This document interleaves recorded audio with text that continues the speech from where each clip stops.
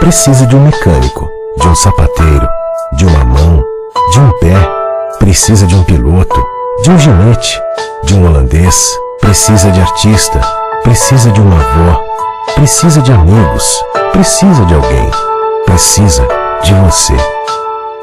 Todo o trabalho da ACD Rio Grande do Sul é feito através da ajuda de milhares de pessoas. Precisamos de você para fazer muito mais. acdrs@acd.org.br.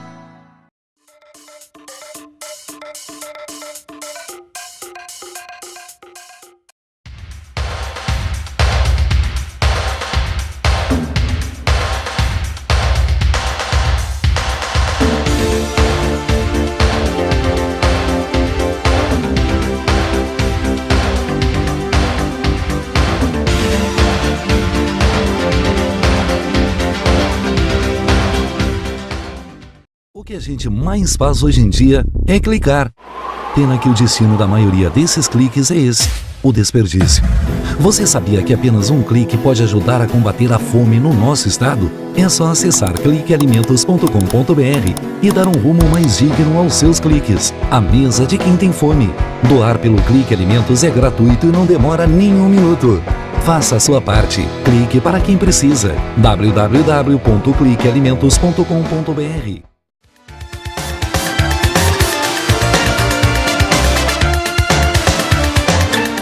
Satisfação, estamos recebendo novamente dentro do programa Dr. Telmo Reis, ele que é neurocirurgião e participa aqui conosco mais uma vez para falar sobre a doença de Parkinson, sobre as novas tecnologias, os avanços em pesquisa, enfim, trazendo aí novidades para você que está sempre aí ligado dentro da nossa programação.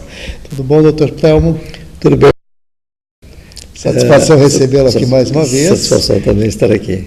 E alegria maior ainda, podemos compartilhar aí com o público que está sempre conectado à nossa programação, informações valiosas, como o senhor sempre traz aqui para o programa, né, e, claro, sempre observando, né, as questões todas ligadas a essa questão da doença de Parkinson, que realmente acomete muitas pessoas e, como já tivemos a oportunidade de falar anteriormente, um universo cada vez maior, né, que é preocupante a gente realmente pensar nesse sentido, que eu gostaria, inclusive, que a gente começasse já abordando esses aspectos fundamentais.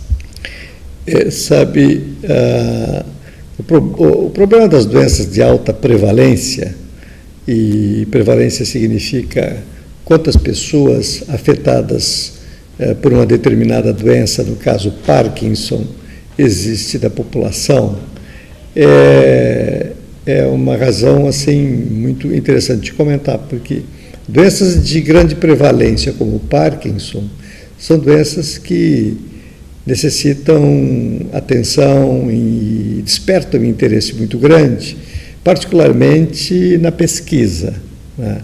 E a pesquisa em doença de Parkinson e em outras situações da família do Parkinson, que são os tremores, as distonias, né? São doenças para as quais a pesquisa dedica uma atenção particular e intensa, né?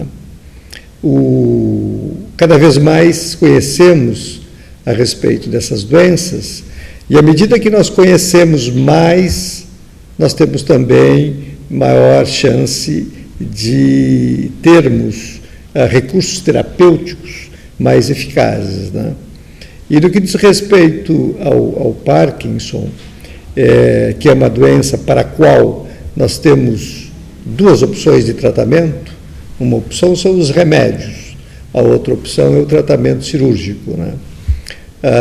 Nós sempre enfatizamos que a primeira opção para se tratar um paciente com Parkinson são os medicamentos, não é? E uma segunda opção muito eficaz também é o tratamento cirúrgico, né?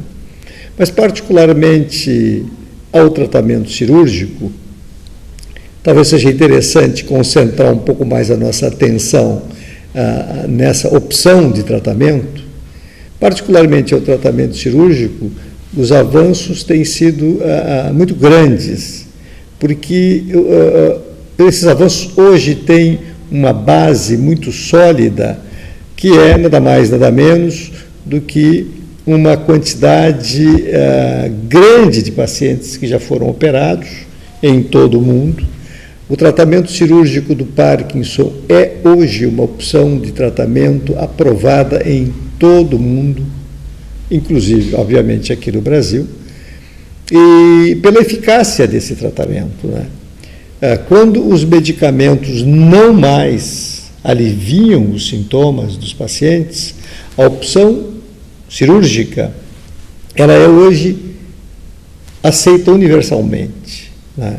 É necessário, obviamente, que os pacientes sejam adequadamente diagnosticados, adequadamente selecionados, para que se tornem candidatos ao tratamento cirúrgico. Mas uma vez, digamos assim, obedecidos a esses requisitos, a cirurgia se torna uma opção, eu diria assim, extremamente útil, né?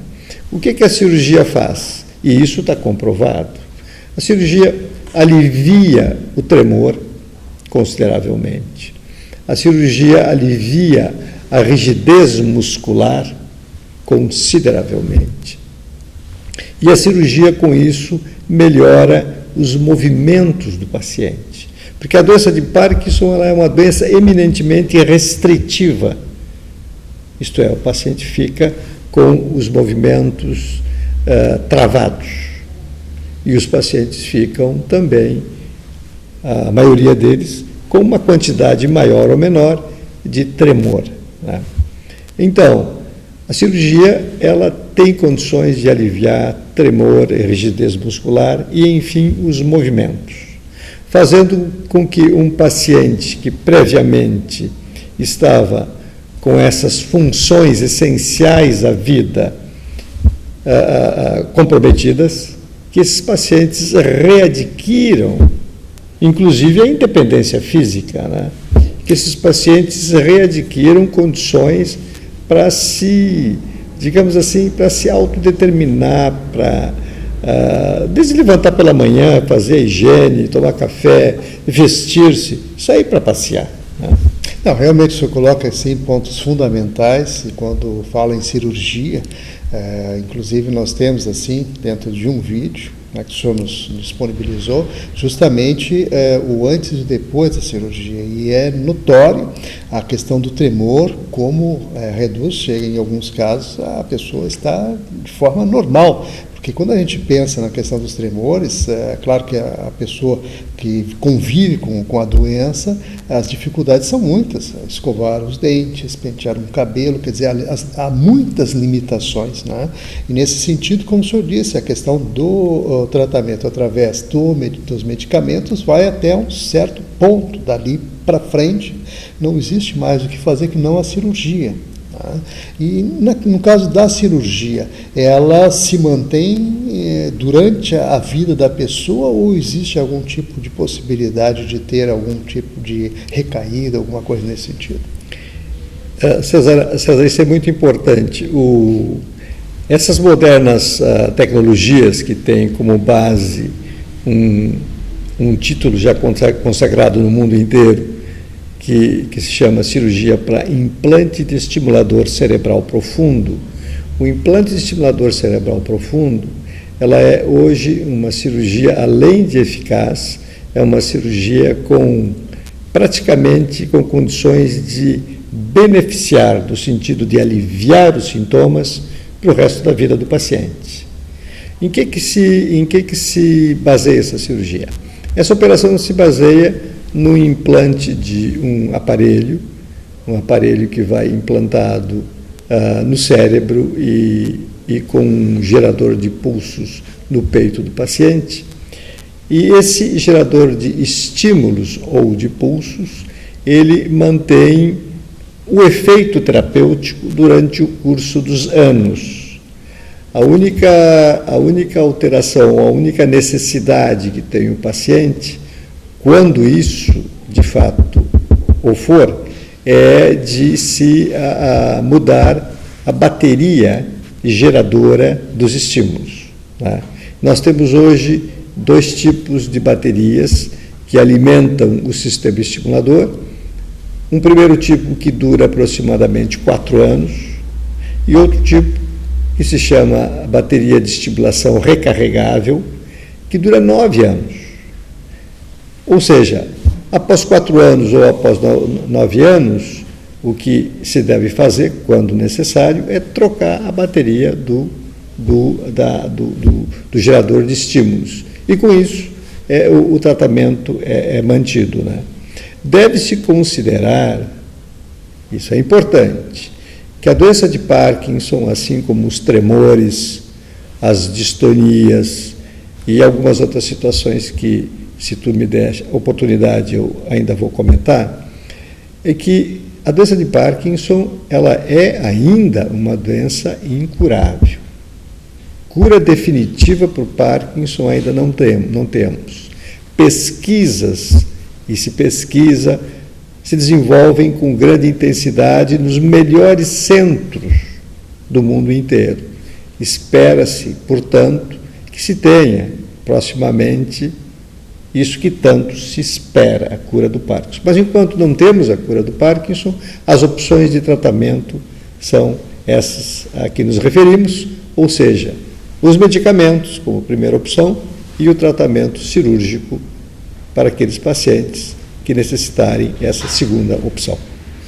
Muito bem, estamos aqui conversando, Dr. Telmo Reis, ele que é especialista em neurocirurgia funcional, tem uma dedicação de muitos anos à questão da doença de Parkinson e sempre contribuindo e trazendo as novidades, as inovações e o que realmente faz com que a efetividade se consagre no tratamento é justamente o que hoje a tecnologia dispõe, e é através dos estímulos que são dados, através dessa bateria que ele colocou aqui, que dá uma sobrevida e um bem-estar para a pessoa que é acometida por essa doença e que realmente acaba trazendo qualidade de vida, que é mais importante, Dr. Telmo. E o senhor há pouco comentava que existiam ainda pontos a serem abordados, que eu gostaria que o senhor aprofundasse agora, porque realmente o pessoal que está ligado aí com a gente, inclusive quero aproveitar e deixar um telefone para que você encaminhe aí os seus questionamentos. O telefone é o 3023 47 25 e o e-mail, onde você também pode escrever, é o alodoutor@ig.com.br. Então, doutor Telmo, eu gostaria que o senhor aprofundasse e entrasse, então, nessas outras situações que o senhor considera fundamentais. Situação, vamos dizer assim, pontos fundamentais. Primeiro, em todo mundo, mais de 100 mil pacientes parkinsonianos já se submeteram a essa operação. Ora, 100 mil pacientes é um número que atesta 2 coisas. Primeiro, a eficácia do método, porque o tratamento cirúrgico, como eu falei, é de reconhecimento internacional.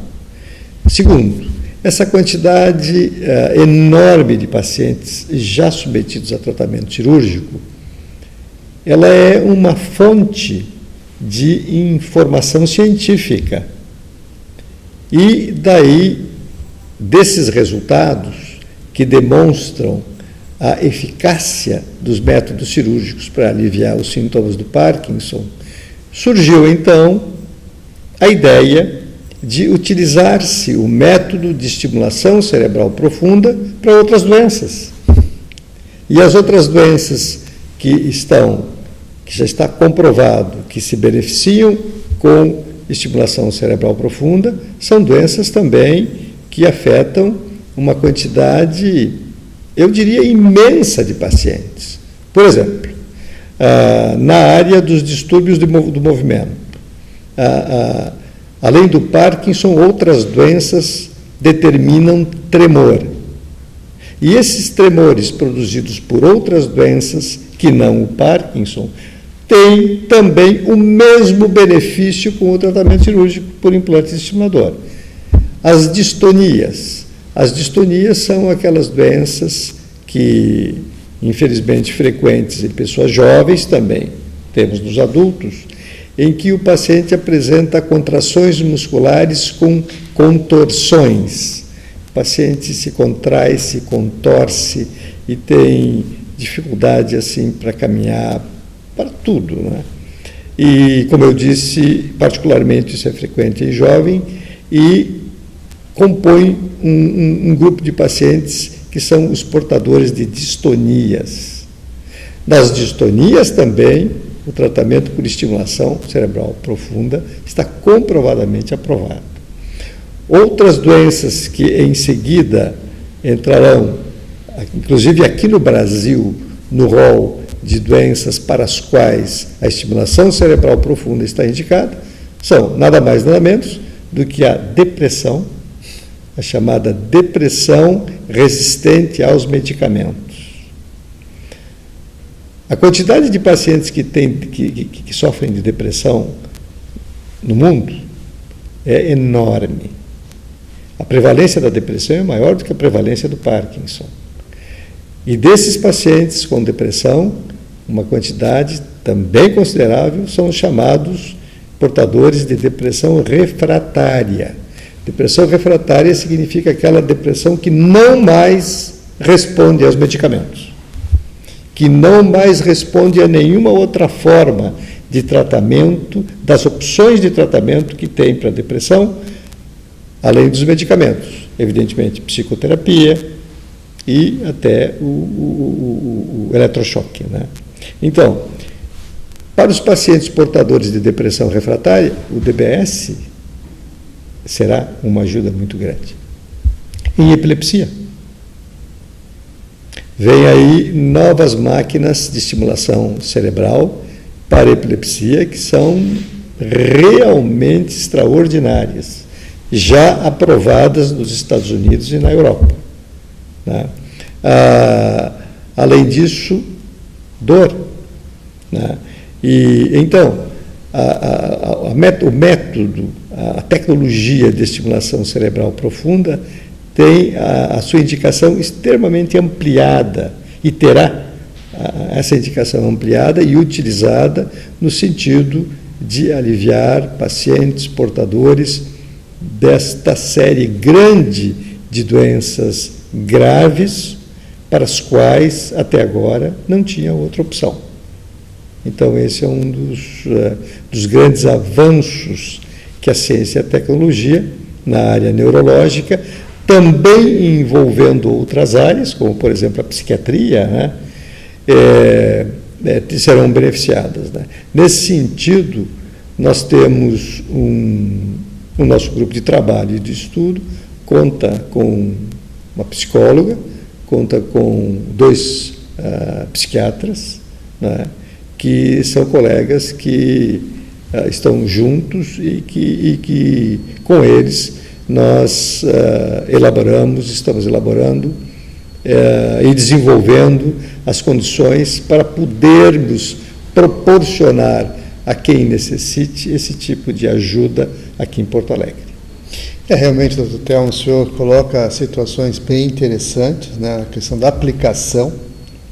Quer dizer, existe um universo muito amplo e, claro, ainda os estudos multidisciplinares aí, através da equipe, que hoje se destine e que realmente busca, né, um trabalho mais direcionado e que oportunize essas pessoas um tratamento, né? Como o senhor bem disse aqui, boa parte não tem cura, mas tem tratamento, ou seja, a pessoa pode imprimir qualidade de vida, né, e ter uma desenvoltura, né, uma tranquilidade maior, uma independência maior, melhor dizendo, para seus atos do dia a dia, naquelas coisas usuais, que para as pessoas que ditas, vamos dizer assim, normais, elas têm isso no dia a dia sem percepção. Né? E para outras pessoas isso pesa porque realmente estão lá cometidas e precisam desse tratamento para usarem e desfrutarem dessa tranquilidade também. E outra observação que o senhor fez aqui, e com muita distinção, a gente tem falado muito sobre isso também, que é a questão da depressão. Ao que se deve isso, doutor Thelmo, porque hoje a gente convive realmente como, colocando entre aspas, muitos dizem que é o mal do século. A questão da depressão, ela é de uma importância humana, ela é de uma importância social extraordinária. Humana porque o paciente com depressão, o que é a depressão? A depressão, assim, para torná-la fácil de ser entendida, é um estado negativo da vida. É viver com um sinal negativo do lado. Paciente deprimido, para o paciente deprimido, não há proposta de viver com qualidade de vida, e muito menos de usufruir as coisas que a vida pode proporcionar.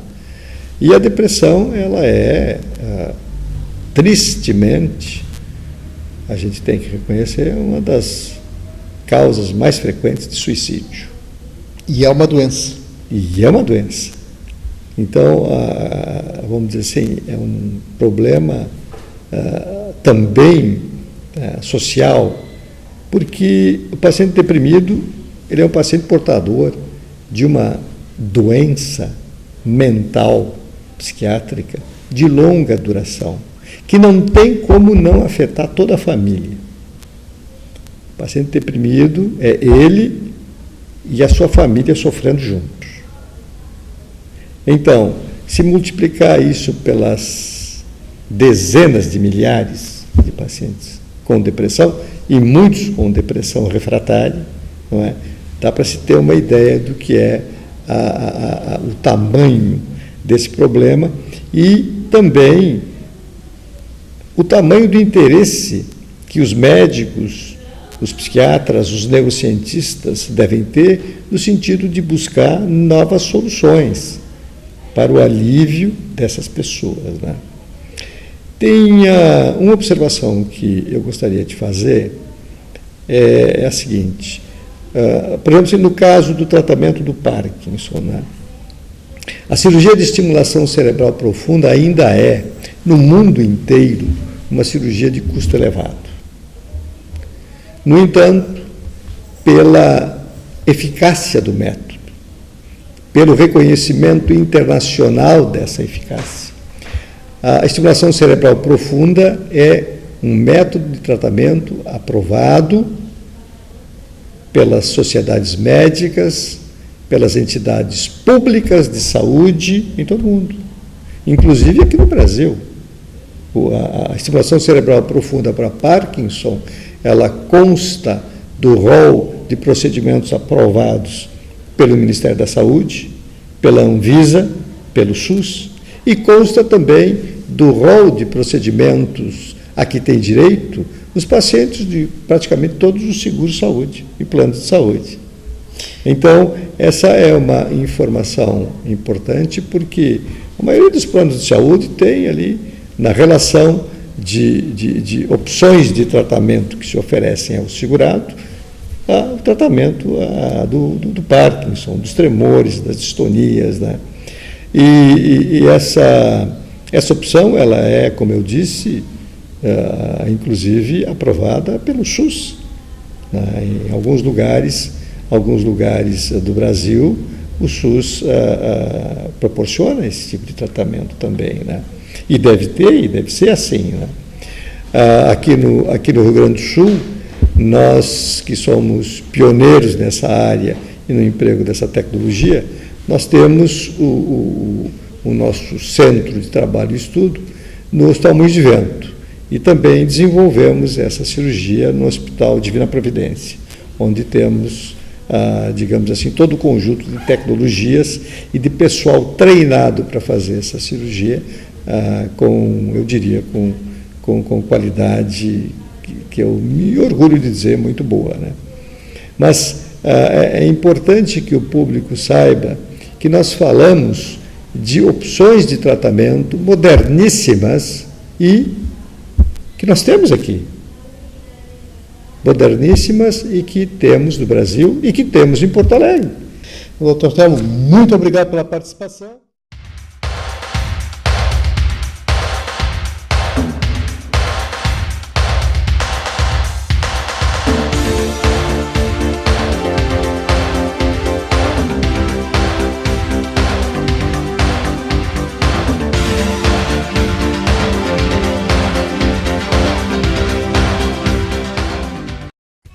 Agora eu vou dar real pra vocês. Esse negócio dos magrão e das minas ficar se chapando nos estádios é de antepenúltima categoria.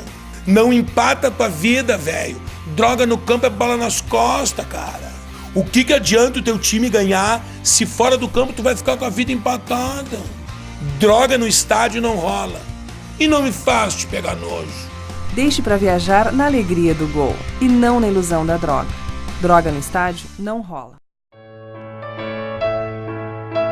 Meu nome é Janaína Lima, eu sou coordenadora voluntária da Associação Emanuel. É um lar que abriga pessoas de rua, abriga toda e qualquer pessoa que de ajuda necessitar. Nós temos dentro das unidades da Emanuel 600 moradores, do bebê com HIV ao idoso em estado vegetativo. Pessoas que foram totalmente rejeitadas pela sociedade e que a Associação Emanuel tem acolhido.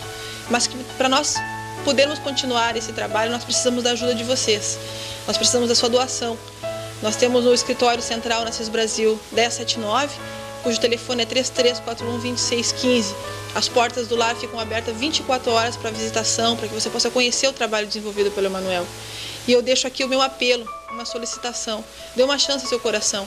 Ajude a quem precisa. Um pequeno gesto seu fará grande diferença para todas as pessoas que acolhemos.